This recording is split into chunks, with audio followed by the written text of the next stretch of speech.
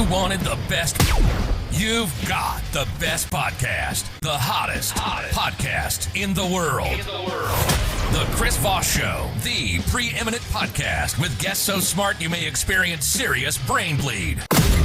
Get ready. Strap yourself in. Keep your hands, arms, and legs inside the vehicle at all times, because you're about to go on a monster education roller coaster with your brain.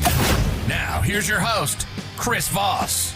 Hi, folks. Chris Voss here from the ChrisVossShow.com, the ChrisVossShow.com. Hey, we're coming here with another great podcast. Oh, my gosh. Why does he always say that? I don't know, because it's the intro of the podcast. Anyway, guys, you know the drill. Get yourselves over to youtube.com so you can watch the video version of this podcast, because the video version in Swedish, we call it version. The video version of it you can watch. It's really cool technology. You can even watch on your phone. It's amazing. It's 2020 now. There's all sorts of cool stuff like that. Or, you know, if you just like listen to the audio version, you can do that as well. You can go to the CVPN, refer to your favorite friends, neighbors, relatives, even give it to your enemies. Like, have your enemies listen to it. Maybe they'll become better people, and then you can be friends again with them. Never thought of that, did you? Neither did I. I just brought it up. So anyway, guys, before I segue again, we always have the most wonderful guests on the Chris Voss Show. I can't think of a time where we didn't have the best guests. Let me see. No, there wasn't a time ever. We always had the best guests and brilliant authors, brilliant minds. And today we have another one. This gentleman is so smart. He's brilliant. That's how brilliant and smart he is. Finn Brunton, he's the professor at UC Davis. That's how smart he is. He is the author and co-author of several books, including Spam, A Shadow History of the Internet, Obfuscation, A User's Guide for Privacy and Protest, and Digital Cash, The Unknown History of the Anarchists, Technologists, and Utopians who created cryptocurrency. So this is going to be fun to have him on. Welcome to the show there, Vin. How you doing, buddy? I'm doing great. Thank you so much for having me. That's one hell of a long title, Digital Cash, The Unknown History of Anarchists, Utopians, and Technologists who created cryptocurrency. You can get it on Amazon or other places. Give us your .com so people can find you on the interwebs. Yeah, so I'm at finnb.net is my home for everything, and it's got links to all the books. As you say, many of them, we're living in an age of super long book titles, so many of them have but one of these days I'm going to have like a masterpiece, and it's just going to be called, money or, plans or something. One word, monosyllable. Yeah. Yeah. Just to give you guys, I was having some fun with Finn in the pre-show where we loosened everybody up, and I said, man, have you ever thought of having a book title that's just like one syllable words? That's kind of where that comes from. Yeah. We're like, back in the 1700s, like everyone would have their book titles be like, the something something, or the tale of blah, blah, blah, blah, blah, blah, blah. And like, we're going back to that now. Yeah. Mine's just going to be book. Yes, there we go. That's the ultimate. Yeah, totally. So what's your book about?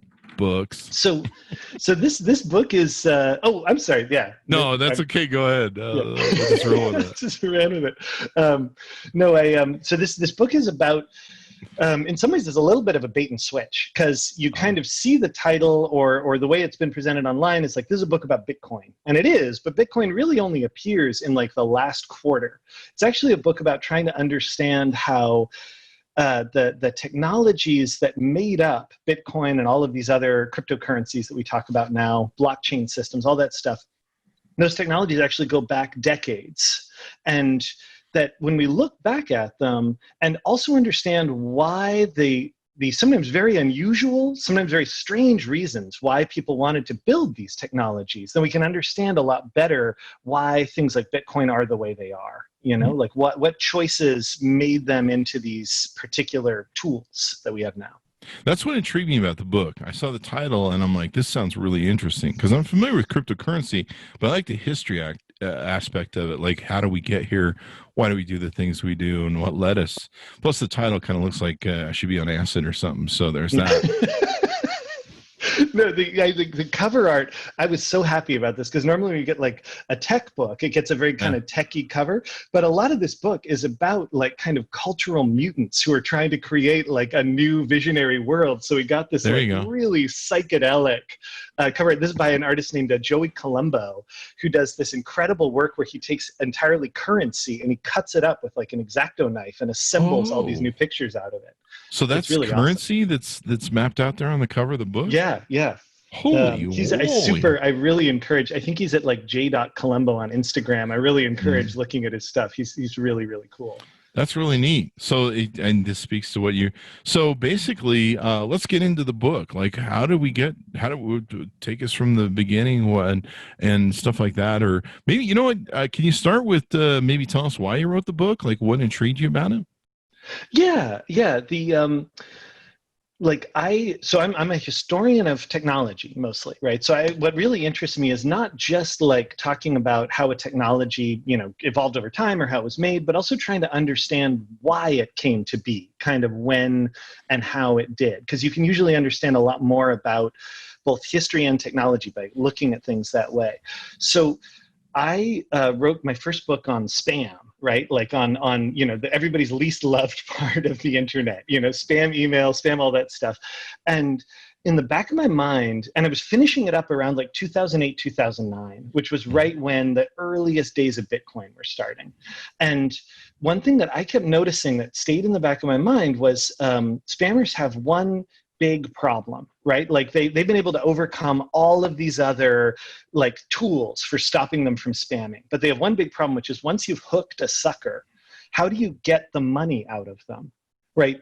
Like it's one thing to sort of trick someone into sending you a bunch of money, but where do they send it? And how do you get that money without creating a legal paper trail that, is going to connect up to you? Basically, right? It's like the classic, it's one thing to rob a bank. It's another thing to get away with it. Yeah. So I noticed that spammers, and especially like these kind of very high-tech spammers who are doing these like ransomware attacks, right? Where you like download some malware and it locks up your computer and then won't unlock it unless you pay them something. They were starting to like try to do these payments in Bitcoin. And I was like, that's really interesting. Like this is this kind of new experimental currency. But, I always look like some of the earliest drivers of any new medium are pornographers. And like, it's really like, it sounds like a joke, but it's true. You can go back to like VHS through cable, when cable first came in, like, even my parents are like, that's what the cable. I'm like, Mom, hey, can we get cable? We get movies. They're like, it's where all the porn is. And you're like, I want more now. No, exactly. And especially when you look at a lot of digital technologies, when they enter like the consumer space, digital network technologies, one of the things that you see is that pornographers tend to be like drivers of industry for like, they had to come up with payment platforms, right? Like, they had to come up with ways that people could securely pay for stuff online in large volumes. They had to come up with like really sophisticated ways of distributing images and streaming video and like doing all these, like there was a lot of inventiveness there. So it's just to say that like I always look to what we might think of as like shadier areas of new technologies, because I think you can often see a lot of innovation happening there. And the moment that I saw that like spammers and malware people were trying to figure out how to use Bitcoin, I was like, this really suggests this thing's like something's really interesting is happening here. And then I worked on this book with my colleague Helen Nissenbaum called Obfuscation, which is all about how to hide your data. Basically, it's all about privacy. And as I was working on that, I kept running into the same people back in the 80s and 90s who were trying to figure out how to make being online more private. And one of the things that a lot of them were deeply concerned about is how do you make monetary transactions private? Because like there's a huge kind of hidden danger there that we don't always think about. Well, right? Every time you pay for something electronically, you're like you're identifying yourself, you're identifying where and when you are, and you also might be producing a lot of data about what you bought. And that's like actually a lot of power. So I started to see like a lot of those people in the 80s and 90s were trying to figure out like, what does a private transaction system look like? And then I realized, oh my God, these guys tie into Bitcoin too. Like it's all coming together around this thing. So that's really where I realized like, I think I need to just write a whole book about this. You know, my friend was on the small team that built the iPhone, Andy Grignon. Oh, You've wow. probably seen him in a few movies. And one of his tasks during the whole thing of building the iPhone, I think it was a team of like 10 or 12, was he had to test the phone for porn. Like he had to make sure the browser would download porn properly. Mm-hmm. And he's the first person to watch porn on an iPhone because, well, you know, he's working, right? He's got to do his job. Yeah. But they had to test it because, you know, I don't know, maybe Steve Jobs was needed to do whatever. I don't know. He's a jerk. Yeah. So anyway, but you're right. I mean, that's really the driver for it. So I know that one of the big things that Bitcoin and cryptocurrency was really being used for early is I remember the story of Ross Ulbricht. He was the Silk Road, Darknet marketplace, and that thing turned into like a huge drug thing, man. Yeah. I mean, it turned into huge. I think he was doing like $1 billion or something. Yeah, and, it was an enormous industry. Yeah. And I saw that and just went, holy crap. And I think he's enjoying jail right now, but that's his business. But let's see, his net worth was $28.5 million at the time of seizure, and that's the Bitcoin they were able to track. Yeah. But I think not bad for a guy running a business out of a public library on his laptop, you know? Oh yeah. It's just like, it was crazy, man. And here they were running just drugs internationally. If I recall, there was like $1 billion of the transactions that went through it or something like that. Just crazy stuff. So you really feel like the reason? Now I know the guy. There's a dude who created Bitcoin, and was Bitcoin the first cryptocurrency? I mean, it's the first one of real significance, basically. Like, if I can put on my kind of like pedantic historian hat for a second, it's like there were, a bunch of previous versions of things that were kind of assembling the parts that more or less make up Bitcoin in different ways. They had names like, BitGold and B-Money and like all these different sorts of experiments, but Bitcoin was the first to really link all those parts together. It solved a couple problems by how it used these technologies that no one had ever solved before. But, and I don't think this can be like overstated, it also came out at absolutely the perfect time. Yeah. Right? Like people have been proposing digital cash projects for a long time in lots of different ways. But Bitcoin came out at like the nadir of the global financial crisis, right? Like, tail end of 2008, Halloween night, right? This moment, in fact, there's like a detail encoded in the Bitcoin, like the Genesis Bitcoin block, which is a reference to the text of the headline in the Times of London that was like a second bailout for banks, like this like financial emergency. So it's suddenly this thing that says, hey, we're not just like a transaction platform, right? We're not just something you can use to buy and sell things. We're also a new form of money. And we're coming out in the middle of this giant emergency for like all existing forms of money. And then you combine that with the fact that it really presented itself as as an enabler for new kinds of commerce, like people, it was one of the first really functional, viable versions of a digital currency that had said in like, I think the fourth bullet point or fifth bullet point of the white paper, this can be anonymous. You can you can conduct yourself anonymously using this. And so people really started to like think about like, that's a great driver for adoption, is being able to say like, hey, you can do anonymous online financial transactions using this tool, and it might help you weather this crazy economic storm. Right? Like those are really good contexts for getting people to start like, transacting in it, for driving its use. It was interesting to watch the rise of it, and I kind of got it right away. I mean, I didn't fully understand the science behind it, but I got that it was a disruptive currency.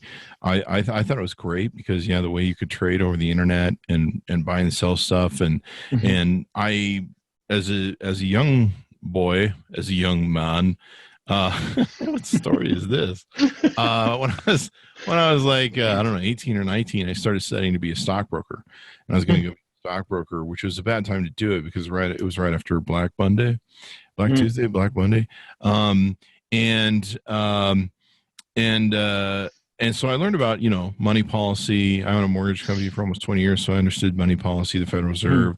I understood everything about it. And so to me, seeing the disruptive nature of Bitcoin and cryptocurrency was great, because I'm like, this is a currency that could disrupt, this could disrupt governments. I mean, just overthrow everything.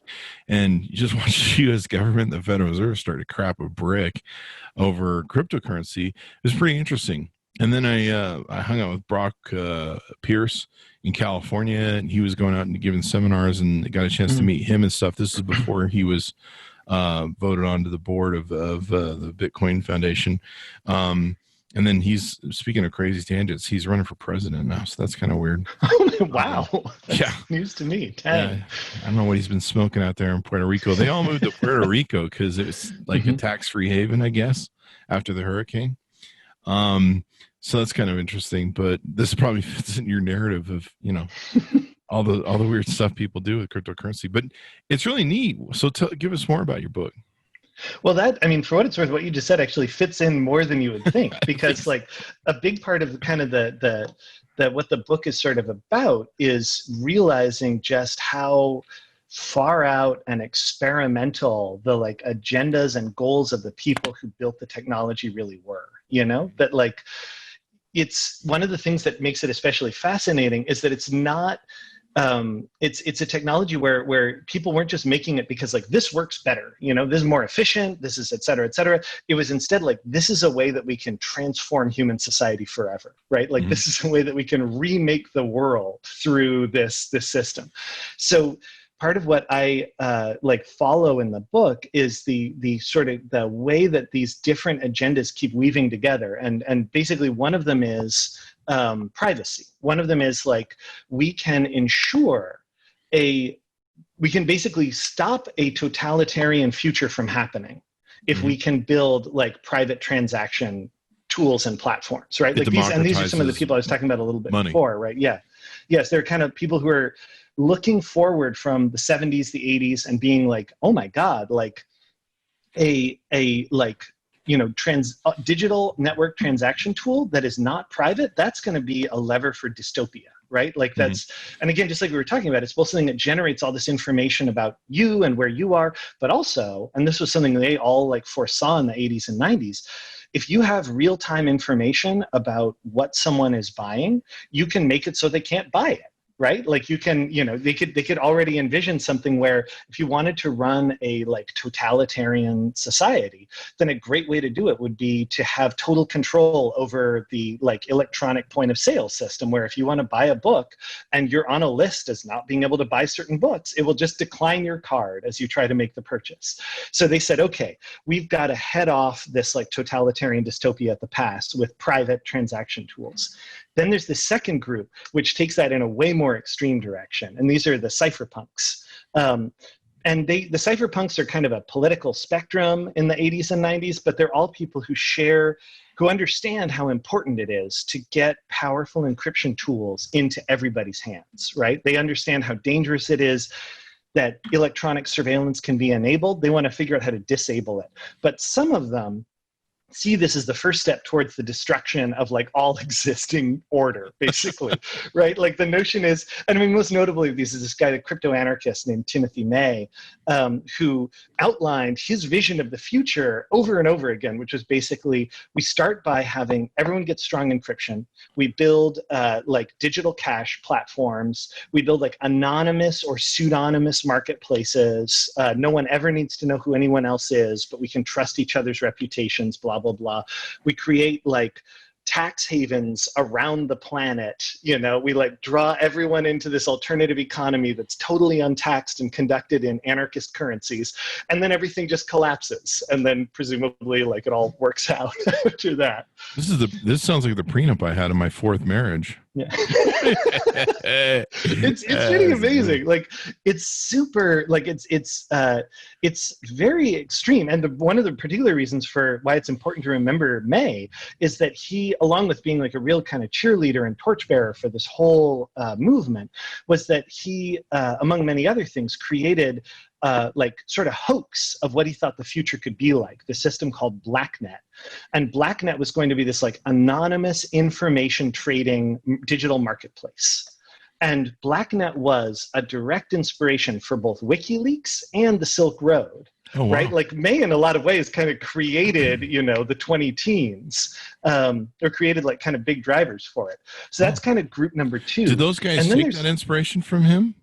Yes, yeah. Nice. They really and Assange was like in the cypherpunk scene. He was on their mailing list. Like he wrote back and forth. Ross Ulbricht credited Timothy May and his ideas for like what he saw the Silk Road, because for him the Silk Road was just the starting point. Yeah. The idea was you'd start with this marketplace, and then every transaction people did on it would kind of teach them how to like operate in black markets outside of state control, and it would sort of be this like accelerator for eroding away governments effectively. So that's group 2. And then group 3, which is in some ways the strangest group of all, they share a lot of people with the cypherpunks. Like they all kind of knew each other, and they were the group in which almost every key person in Bitcoin was somewhere in this mix of this group. And they were called the Extropians. I love that all these groups give themselves these super cool sci-fi gang names, Yeah, Extropians. Yeah, right? It's like they sound like they should be, mining the asteroid belt or something. And that's what they wanted to do. They also sound like they had bicycles instead of Harleys. Like, I don't know. Yes. No, they were a very California cyberpunk, kind of very health focused. Probably outdrive Teslas. Yes, exactly. But right, so their thing was that they had kind of had this whole like philosophy and theory of history, which was basically that technological innovation results from an economic system that is as unregulated as possible. Like systems that create bubbles and like out of control phenomena, that to them was a good thing, right? They were like, any attempt to manage or like regulate investment is going to interfere with the ability to innovate new technologies. But their particular long-term goal, and this is what is fantastic about them, was we want to so accelerate the speed of technological innovation that there are a series of breakthroughs which make it possible for us to live forever. Like we can see where this technology, right? We're real. We can see where this technology is going. It's going to make it so we can upload our brains onto computers, or we can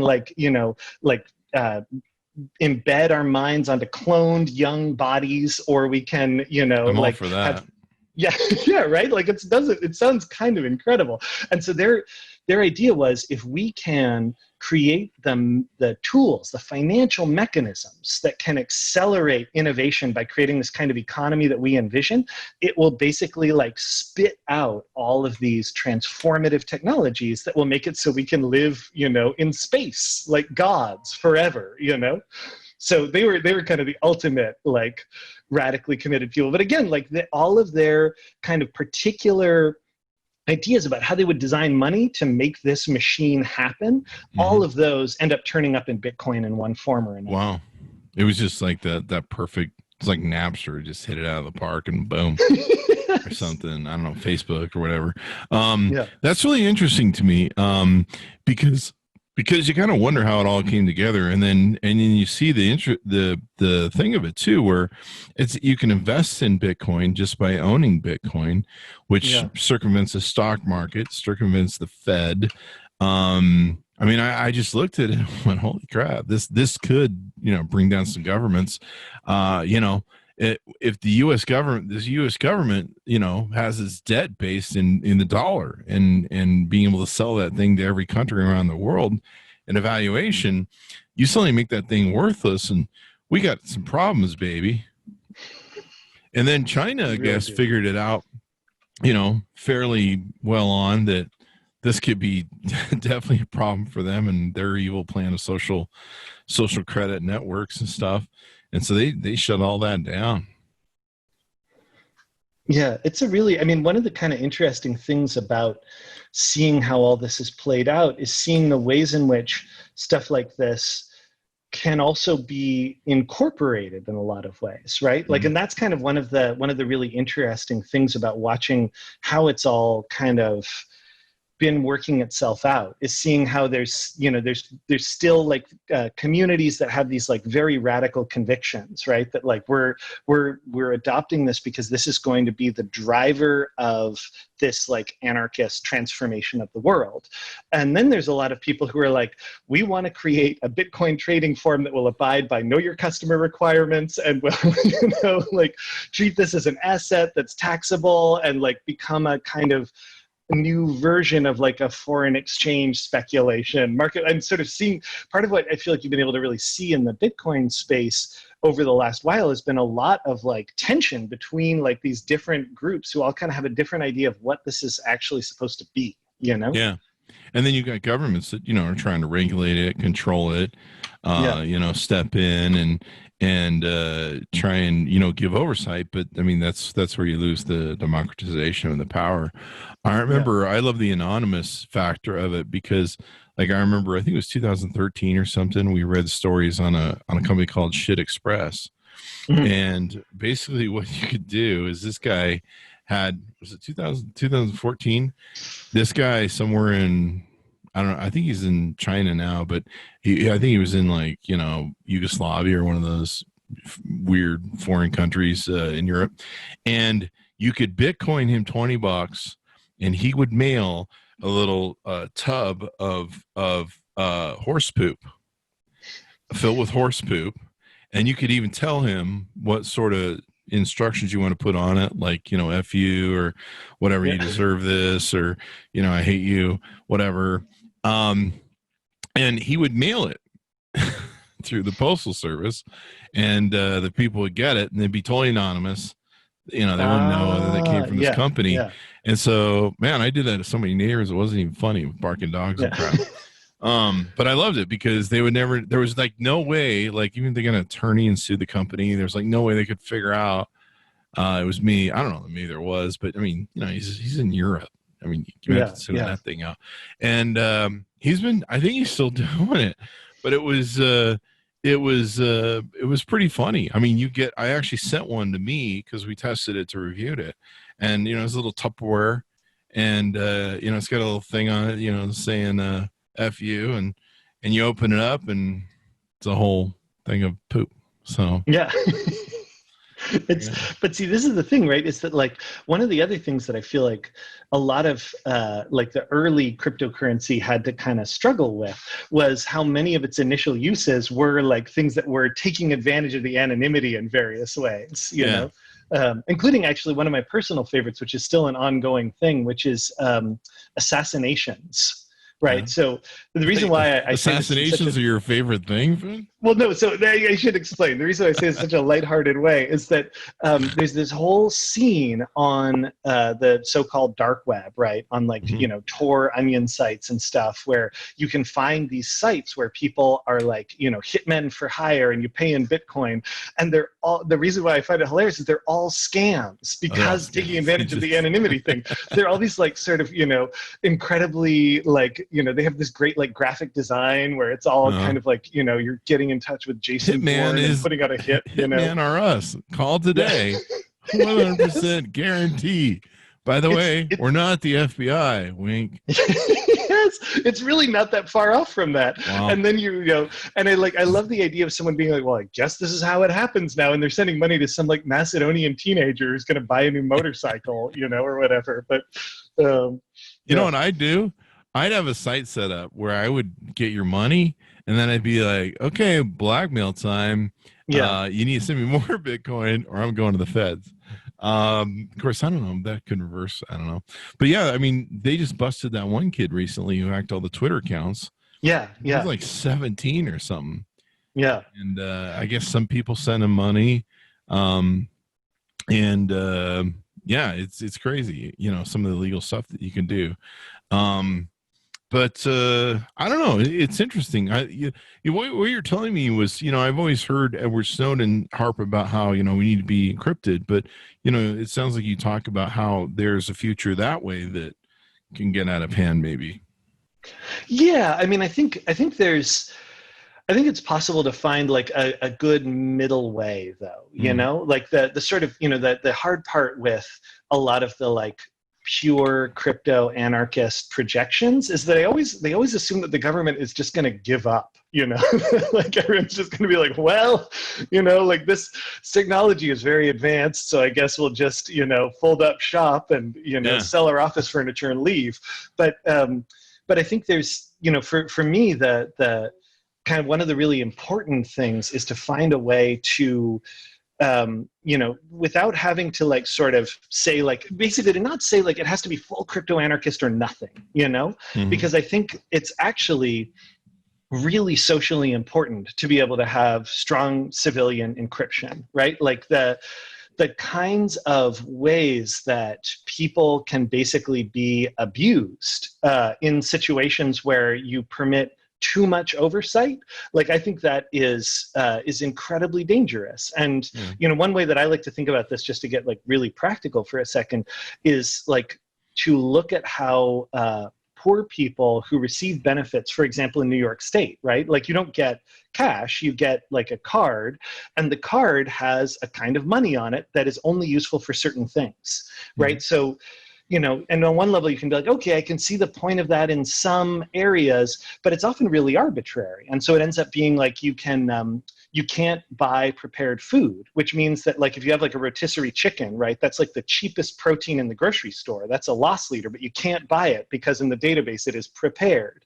Yeah. And also like that data is constantly surveilled, and it can play a role in like whether or not your kids get taken away. Like it's a huge amount of power. So now I need to stay away from that rotisserie chicken at Costco.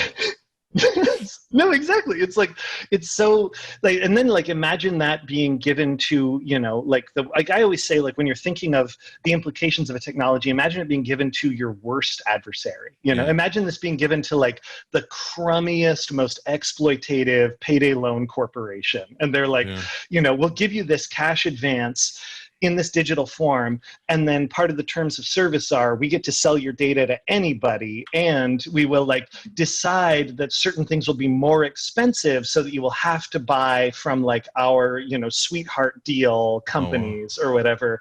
Like it could get really, really, really bad. So that's part of why I almost want to say like, let's steer away from the crypto anarchist idea, because I think that turns it from like, hey, we could make people a lot more free, into we can only make people more free if we destroy everything, So it's like trying to kind of have like an incremental stage there, I think is important. Anarchy is free, I guess. Yeah. Yeah. Yes, yeah. Fucking no rules. And it's the purge. Yeah. Run with it. Yeah. So there you go. Yeah. So that it's interesting to me. You go through a lot of different things: hash cash, BitGold, B money, RPow, crypto credits, the black net. A lot of people are trying to figure out this thing. Now there's like so many different cryptocurrencies. Like I can't keep track of them. Like I lost track a long time ago. Me too. Dogecoin and Litecoin. And, one of my old friends, Michael Arrington, took over, started an investment thing. And I think XRP is what he invested in and started a $100 million fund in. And then that crashed.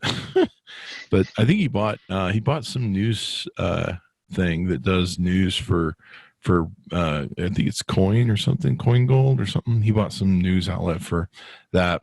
But it's interesting to me how many different things are, and then how cryptocurrency went from being a Bitcoin monetary thing to the blockchain. And that confused everybody. Everyone's like, what? I thought we were doing some money here. Now we're doing account. Like, what the hell's going on? I thought we were making money, and now IBM's involved, and they want to I don't know, do inventory or something on our shit. What the fuck is what? And then Bitcoin's splitting. There's Bitcash, and there's I don't know. It's crazy, man. It's crazy. Yeah. And what was interesting to me is so many people could always have invested in the dollar. I mean, you can buy T-bills or invest in the dollar in the stock market, I guess. But it doesn't have that wild, beautiful speculation that Bitcoin did, I had people like, yeah, man, bought it 600, I know some at 600. Unfortunately, I sold it before it went to 20 grand. And, and then it comes down again. I got friends losing their shirts, and I got other friends, that are Bitcoin millionaires and stuff.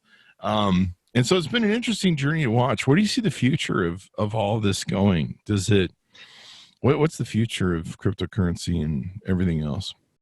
That's a great question. No, it's. I mean, is that the next book?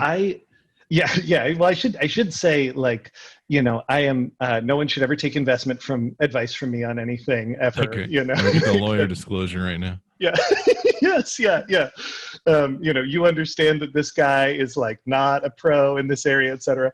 But I would say I think there's a couple different directions that the future is going to go in my estimation. One of them is, just as you say, right? Blockchain is and has already become its own thing, and I mean that's partially because in a really weird way, the creation of digital cash, the creation of Bitcoin, involved actually having to solve an even harder, weirder problem than, like, how do you create a digital coin that people can transact? And that harder, weirder problem was, well, the only way you can make that digital coin is if you have a system where a huge population of strangers who don't know each other can all trust one another through some kind of mechanism, that everyone owns what they say they own and that everyone is transacting what they say they're transacting. And that's this like huge distributed append only ledger, which is the blockchain, right? That you can, like, a system where everyone can be certain that stuff is being added to this ledger and never altered or changed after it's added, and that actually is like a kind of an amazing tool, like something where you don't need to rely on any other institution to timestamp something, to be able to provide proof of ownership. So blockchain's going to keep on being its own thing, its own way of like doing logistics, doing ownership of all different kinds. Like there's some really interesting blockchain applications for everything you can think of, from like deeds to, I mean, speaking of prenuptials, to contracts and prenups and like all those different kinds of things. Like having a kind of distributed notary system is actually, like, sounds very boring, but is extremely powerful. Oh, it's great. Then I had to hire a notary the other day. It cost me like $40. I was like, what the hell? Yeah, yes, yeah, because it's actually really, like, it's kind of a hard problem to be able to say for sure that, like, this document was, like, certified as having, and in fact, something that gets overlooked a lot, but my colleague Amy Whitaker, like, tracked down the fact that the earliest blockchain has nothing to do with money. It was created by scientists, because they were like, when you're in the sciences, right, like, it's really important to be able to say, when people go back and, like, check your data, that, like, I'm not messing with the numbers. This happened this day. This happened that day. These experiments happened in this order, whatever. So they've got this whole system of, like, paper notebooks that are specially designed so you can't, like, swap pages or cut pages out, things like that. So these scientists were like, well, what do we do about this digitally? And they basically invented the blockchain. And they had this whole system where you could, like, digitally stamp your scientific results. And then so everyone could collectively verify. And this is true. They published an ad in the lost and found section of the New York Times, I think, like, once a week, that would have, like, the cryptographic key for everyone to be able to type that in and be like, okay, all of this is still accurate, Wow. So it's to say that, like, there's a lot of cool stuff that you can do with that kind of system. But getting back to the money part, which is obviously kind of the sexier, more exciting part, like, I think my personal guess over the longer term is that the period when we had, if you lived in one country, you kind of had one currency that you used. We think of that as just the way it is, but that's actually a pretty recent invention. And most of human history is, like, people dealing with a whole mix of different kinds of money, that would range from, like, certain kinds of, like, debt to, like, letters of credit to bills of exchange. They had all these fancy names, like all these weird documents that were their own kind of money. Some kinds of money would be on paper. There'd be different kinds of coins from different countries, blah, blah, blah, blah, blah. So the reason I say all that is I think that's what the future looks like. The future looks like the past. It looks like a situation where we have a mix of, like, territorial currencies, right? Like the US dollar, the euro, the whatever. And then also kind of different kinds of cryptocurrency vehicles that we use for different purposes. I highly doubt that the future is Bitcoin for everyone, the one and only thing. Instead, I think it's going to be like Bitcoin for this purpose, Ethereum for this purpose, like some kind of who knows what, some weird points system. We already have like all these different currencies we use in the form of like Starbucks cards and airline points and miles and minutes and all the rest of it. So just imagine that like proliferating with like more of those kinds of options for everyone. I think Starbucks just announced they were going to take. I thought I saw an email recently. They were going to take different types of currency or different ways you could pay for your Starbucks cards or something. I was like, I was like, okay, whatever, man. You guys really want to sell some coffee? But keeping a list of everything you do and how you do it with blockchain. I think my let's see, it was my fifth ex-wife used to keep that. She used to use blockchain to keep track of everything I'd ever done wrong, and then she could always go back to like in May 4th of 1999 you left the toilet seat up. But it's going to be interesting to see how it goes and where it goes, and that's really where I kind of faded out a little bit because there were just so many, Litecoin, Dogecoin, Ethereum, XRP, and then the splitting, and then I'm just like, I don't know, man. I'm just trying to get some dollars right now, so I'll just kind of work on that part. But I know my friends were into like all of it, and there just got to be so much of it that like you could start making up coin names right now, and I'd be like, I know about that. Yeah, totally. Like you just be like, about Bobcoin? Bobcoin's doing really well right now. Yeah. Yes. But I don't know. But there's probably people right now looking up Bobcoin on the podcast. But is Bobcoin doing well? Yeah. Let's see. Maybe I can get in on that. Maybe there's like a. How's mining doing these days? Bitcoin or just cryptocurrency mining and stuff. Well, I mean, cryptocurrency mining is an evolving area, right? Like the kind of, I know a lot of people in the Bitcoin space, and so it hurts me to say this, but in a lot of ways, like the original Bitcoin mining system was clearly a bad prototype, that like never, like there's a whole lot of flaws with choosing that specific thing, which we can now, without getting into too much technical detail, but we can kind of see that in terms of how it's become this like monster energy hog, right? Like it's this system that needs colossal amounts of electricity to do nothing, right? Like the problem, like all it produces is heat and then like a verifiable level of difficulty, and nothing else is achieved by this. It's so insanely wasteful. But so there's a bunch of and it's also something that has become very centralized, which was a whole big kind of concern early on, but which now everyone just kind of deals with the fact, like just lives with the fact that there's like this mining, which was supposed to have been like spread out. So that like people were competing on a more level playing field, has now really been centralized into a small group of mega miners in places with like very cheap electricity.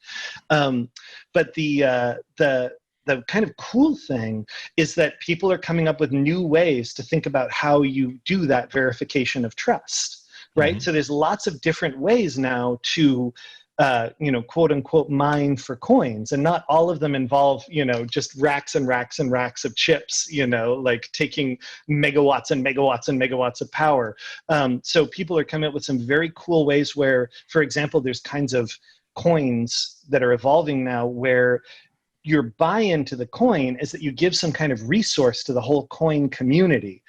So maybe it's something where you can, for example, give space on your computer that other people can store pieces of data in whenever your computer is online. And you have this kind of distributed storage system, and then in return for that space, you get the ability to like get some coin, and then you can use that coin to buy space yourself, or to like do some, or to like trade it with other people or buy other stuff with it.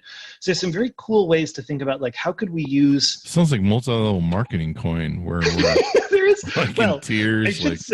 There's a lot of, I mean, for me, and I don't mean to say this in a lighthearted way, but like as someone who like does a lot of history related to like scams and crimes and things like that, like one of the hilarious things about cryptocurrencies has been that like every financial scam that has ever existed has been replicated in cryptocurrency at least once, Ponzi schemes, pyramid schemes, every kind of like, like boiler room, like junk bond hustle, like it's all been, recreated there. I don't know if it's a miner's looking for, things aren't working out for him anymore, but in the last 2 weeks, I've been hustled by two guys, one on Instagram, which kind of came out of the blue. I'm like, why are you pitching me Bitcoin mining and stuff? And then another one was on LinkedIn. And it started out with just a real idiot conversation. Like, do you know what cryptocurrency is? I'm like, dude, have you fucking read my bio? And it just like, I go, yeah, I do. I have some. I have Coinbase and there's not much in it, so don't bother go looking, people. I think it was like $80 or something in there. Of course, tomorrow if Bitcoin goes to 20 grand, it'll be like $100. And then the next week it'll be down to 70 again. But they were hitting me up for, near as I could tell, some sort of thing where they wanted me to give them money and they would mine for it, and then I'd get money back, because they were posting these posts from proposed customers. They're like, I made an extra $3 grand with Joe, and I was like, what? And there's one guy on Instagram. He'd taken, and like, if you looked at his Instagram wall, he blocked out like huge blocks where he'd put up like 20 photos, 3 across, and they all look like, his blockchain wall. So I don't know, is that like a new scam going on where these blockchain dudes or not blockchain, but Bitcoin miners they're not making money anymore, so they're trying to hustle small time people? I don't know about that exactly, but I've seen a bunch of examples of basically people sending messages that sort of trick people who don't know or understand much about Bitcoin into thinking that, like, basically, so there's this classic old-fashioned American scam called the money machine, right? Where the idea is that, like, someone shows you a box, you put a piece of blank paper in, they crank the handle, and it spits out like a $20 bill. And then you sell the person that for, some big chunk of cash, and then you abscond from town and are never seen again. But I've seen a bunch of Bitcoin come-ons by email that have all kind of taken that form, which is basically give me some money and I will run my magic mining machine for you. And then I will sell the Bitcoin on your behalf and return all of this cash to you. And it's, guaranteed 15,000% return on your investment or whatever. Yeah. It's kind of like, I just saw it. I just smelled it out as soon as I could. I'm like, you're not making money doing this, so you're making money kind of teaching it. Which it's like you always see the people that are like, I have a course on LinkedIn, and you're like, because you can't make money on LinkedIn. That's why you have a course on LinkedIn. Well, no, it's. But you're going to teach me how to make money on LinkedIn by making a course and telling other people how to be on LinkedIn. Yeah, I see what's going on here, Carlton Sheets. It's an interesting thing and an interesting world, and I guess you go through it in the book and document all the weirdness, the craziness, the insanity. It's been a lot of, it's by far the most fun book that I've ever written. Like it's got so much strange, amazing, true stuff in there. Yeah, and it's probably not going to get any less crazy maybe in the future.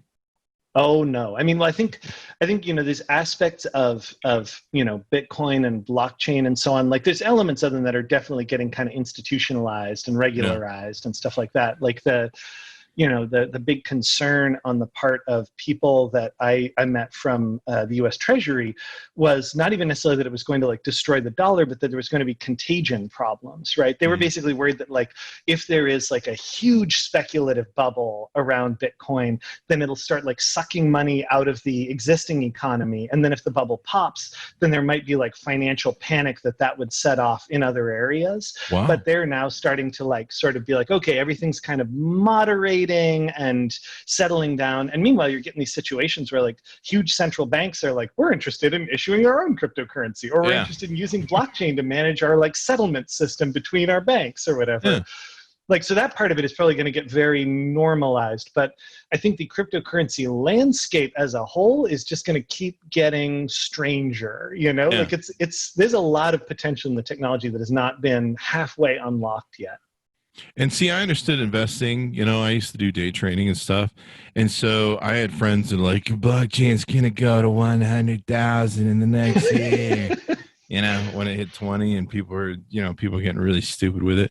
And they're like, we're going to start having the bear market people come in, and we're start regulating this thing like a market. And I'm like, you guys don't understand. Once these bear market short sellers show up and can start playing the short and put game with the stocks and Bitcoin and stuff, they're going to regulate this fucker down where it's not going to have wild swings anymore. It's going to get stability because they make money on both sides. I mean, you see it in the stock market every now and then, if you understand short selling and everything else in the stock market. I mean, there's always a guy, there's always a guy on one guy in the bear side, and there's always a guy on the bull side. Yes, and everyone's fighting over it, and that gives you your kind of a form of regulation, if you will. So I'm like, I don't think it's going to 100,000. I mean, it'd be nice because then my $70 would go to 150 or something. Yes, yeah. Have you seen the John McAfee tweet that people have been retweeting? Oh, that I'm trying to remember what it was. It was like 4 years ago or something like that. Which one? I'm trying to remember, I can't remember the exact timeline, but I think 4 years ago, maybe, someone asked him basically Bitcoin to 1 million, and he gave a date. He was like 4 years from now, which was really? A couple days ago. He said, Bitcoin will be at 1 million, or I will eat my dick on live television or something like that. And now people are retweeting that to him being like, John McAfee, that dude is one of those, that dude's one of those guys that they should have had in the 80s when they were like, don't do drugs. This is your brain. This is your brain on drugs. A testament to the power of cocaine and weird designer pharmaceuticals. Yeah, God knows what he was doing down there. In fact, I don't even know if he's still wanted for murder. I'm not sure what happened. Every now and then he tweets out some crap where he's like, we're hiding in the basement in France because the CIA is after us. Yeah, I'm watching something on him right now. He's wearing glasses and he's in some sound booth room that looks like it's green screen. Why power corrupts? I don't know, dude.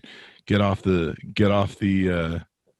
what the hell is this going to do? I think he was running for president for a while too. Who knows at this stage? But anyway, it's just to say that I think there's, I think you're right that we are seeing as, it's the classic thing, right?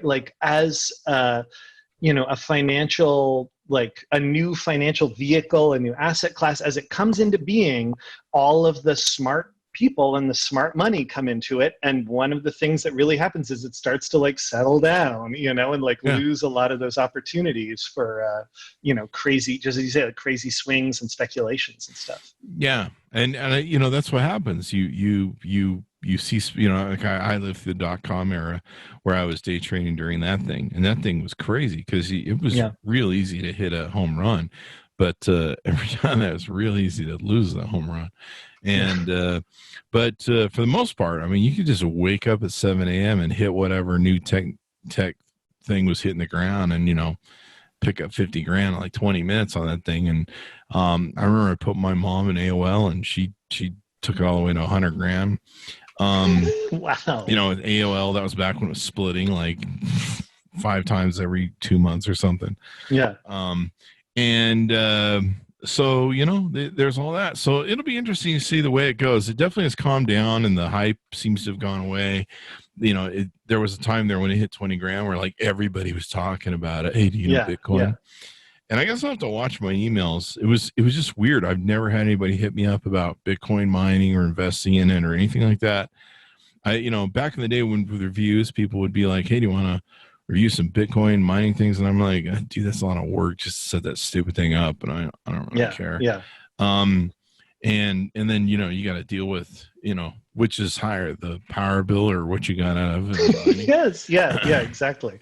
It's not really viable for the individual miner anymore. It really is a conglomerate scale sort of thing these days. I had these guys. Now I remember I had these guys that were calling me up and they're like, yeah, we get this thing where everybody uses their computer and you basically rent space at our Bitcoin mining facility to, like you said, you use your computer and your thing. And I'm just like, yeah, man, I know what a Ponzi scheme is. I've seen that.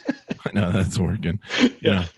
I saw the Fort Cox movie or whatever it was. So crazy stuff. So anything more we need to know about your book? What's in it? Well, the last thing I just want to mention, because it's kind of, it's the thing that surprised me the most in writing it, and I think it surprises people the most in reading it, and it's a hell of a lot of fun, is that that Extropian group, that kind of third wing of people trying to build digital cash who had such an influence on Bitcoin, right, their particular goal was to create a future where they could, become these immortal, godlike, spacefaring like beings. And one of the challenges that you face if that's your goal is, well, what if you create all the groundwork for the future that can happen, and then it kicks in just after you die? So the solution was to have yourself cryonically frozen. So there's a whole section in there about being cryonically frozen, and about how many people in the history of digital cash are like in big tanks in like outside of Scottsdale. Yeah. And like immersed in liquid nitrogen. Yeah. Wow. It's like a bunch of key digital cash people are all kind of like now on ice, like waiting to be brought back in the future. And I just I find that so fascinating that I can't help but share it with people. See, here's the thing too, though. I wouldn't want it in Scottsdale, Arizona. Fuck that. If somebody kicks that plug out of the wall, that place is 120 degrees. I used to live in Vegas, man. I know what Scottsdale's like. I'd be I'd want that up in, what's that seed place that they have where they have the seed? Oh yeah. That would make sense, right? Put it in like the Svalbard vault, in the Arctic Circle. But they did someone's this whole vacuuming, analysis. they kick the plug out of the wall, at least we're okay for a while, Well, the thing is that, believe it or not, that has happened before, not with this place, not with the Scottsdale facility, but in the history of cryonics, there's been a couple situations where they had a whole setup, and then they ran into a bunch of financial trouble, and their power got cut off. And then you had these amazing legal cases where you had to figure out, is this negligence and violation of contract, or is it murder? Because the person did this thinking that they were going to live again, and people fighting over that stuff in court. That's crazy, it's pretty nuts. But yeah, that's crazy, because you're they're not dead, but they're not coming back for a refund. So well, they think they are, but are they really? Yeah, exactly. How do we account? Yeah. That sounds like a materialistic form of what religion calls heaven. That's the problem I have with the religion. They always want cash up front because God's always broke, according to George Carlin, and he always needs money. He's all powerful. He's a really smart guy, created the universe, but he's always fucking broke. I think he gambles on the horses a lot or something. But he's God, so I don't know. I guess he doesn't know which horse is gonna go, even though he's God. But that's his problem. But they say this real estate, this say, if you're Scientology, you get a planet. Mormons get a planet, and then if you there's heaven and hell and 3 layer cakes or whatever, I don't know, 3 levels of hell, which is, that describes my 7th ex-wife, they were good people. So you got all this going on, but the problem is knowing returns from dead going, hey man, I want my money back. Can I get that back? Yeah. Right. It's the perfect deal. There's no inventory. You're just selling invisible real estate, But that cryptocurrency, or the crypto, or keeping people in the cryogenic chambers, that's crazy, man. Did they leave? Did they put Michael Jackson one of those at the end, or they bury him? I don't know. I mean, I think he was he's staying buried in one. I think he was.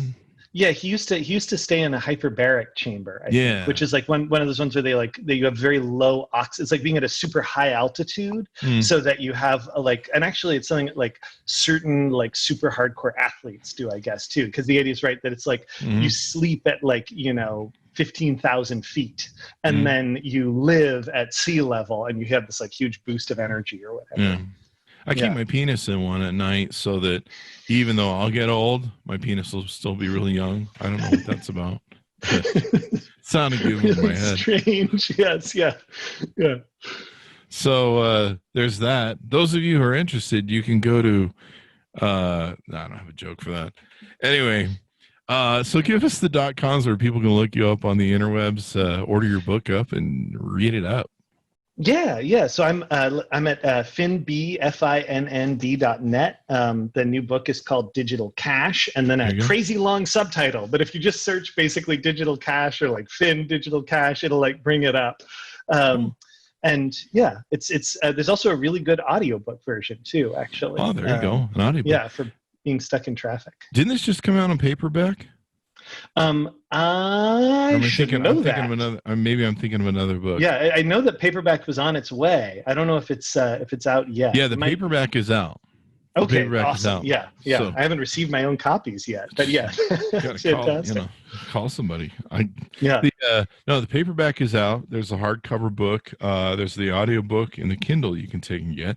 I think it's really cool. I got to look some more at your cover, because that's all like cut up money. That's crazy. Yeah.